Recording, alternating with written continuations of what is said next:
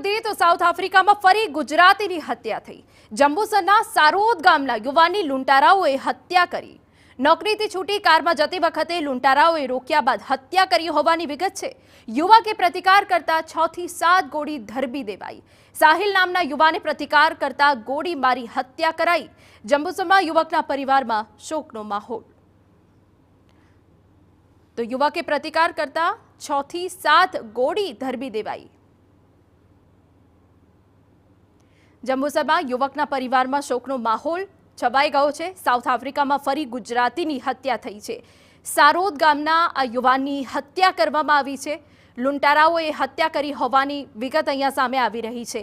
આ યુવાન નોકરીથી છૂટી કારમાં જતી વખતે હત્યા કરી દેવામાં આવી હોવાની વિગત। અંકિત મોદી વધુ વિગત આપી રહ્યા છે। અંકિત, પૂરી વિગત।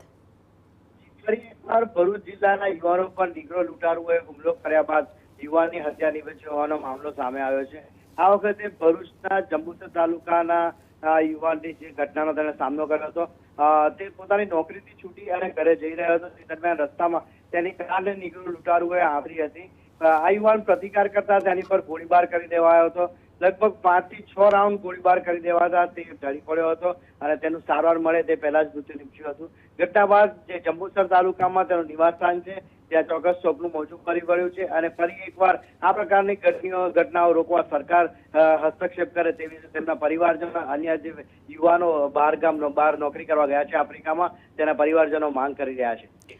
બિલકુલ, સરકાર હસ્તક્ષેપ કરે તેવી પરિવારજનો માંગ કરી રહ્યા છે। સાઉથ આફ્રિકામાં યુવાનની હત્યા થઈ છે। સારોદ ગામના યુવાનની લૂંટારાઓએ હત્યા કરી હોવાની વિગત।